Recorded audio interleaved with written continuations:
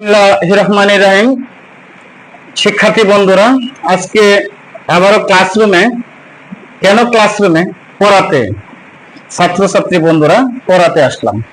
দেখো, আজকে আলোচনা করব ই অক্ষর নিয়ে যত সব আলোচনা। ইর পরে যদি আর থাকে, ইর পরে আর থাকলে কি হবে? ইর পরে অন্য অক্ষর থাকলে এর পর অন্য অক্ষর থাকলে কি হবে তা নিয়ে আলোচনা। এবং এর তিনটা উচ্চারণ, কি উচ্চারণ সেটা আজকে বুঝাবো। এই অক্ষরের তিনটা উচ্চারণ সেটা আজকে আমি বুঝিয়ে দিব। যেমন ধরো, পি ই আর কি হলো? পার। কেন পার? এর পরে যদি আর থাকে তাহলে অবশ্যই এর উচ্চারণ আকার হবে, অর্থাৎ পার। এখন এস ও এন কি হলো? Person. S U M double M E R. Summer, E R কি? সামার। অর্থাৎ কি এর পরে আর থাকলে কি হবে? আকার। এর পরে আর থাকলে আকার হবে। কিসের উচ্চারণ আকার হবে? এর উচ্চারণ আকার হবে। যেমন paper, E A P E আর, এর উচ্চারণ কি হবে? আকার। কারণ কি? কারণটা হলো এর পরে আর থাকলে আকার হবে।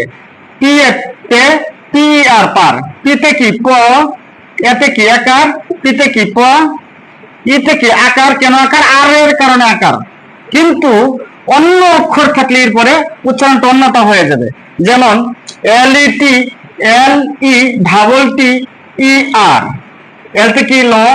ল।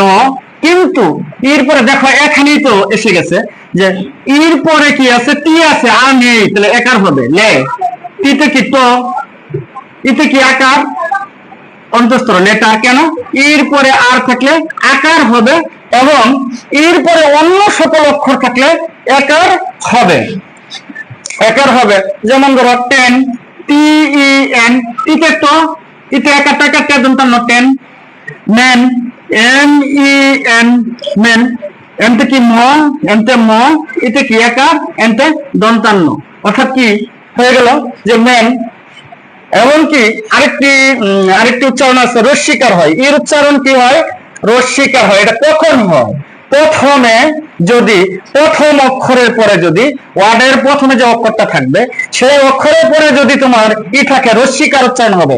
যেমন ধরো এস ই, দেখো প্রথম অক্ষর, তারপরে কি আছে? ই, রস্বীকার। এসতে হ, ইতে রস্বীকার হি। এম ই, এমতে কি? ন। এতে কি? রস্বীকার। অর্থাৎ প্রথম ওয়ার্ডের প্রথম অক্ষরের পর যদি ই থাকে রস্বীকার হবে। ব্যতিক্রম হতে পারে মাঝে মধ্যে, কিন্তু ৮০% ক্ষেত্রে সঠিক হবে। অর্থাৎ এর পরে আর থাকলে আকার, এর পরে অন্য সকল অক্ষর থাকলে একার। এর পরে অন্য সকল অক্ষর থাকলে একার, এর পরে আর থাকলে কি? আকার। এর পরে আর থাকলে আকার। অর্থাৎ তোমরা বুঝে গেলে কত সুন্দরভাবে বন্ধুরা। এবং কি তারপর আমি অন্য অক্ষর নিয়ে আলোচনা করবো ইনশাআল্লাহ।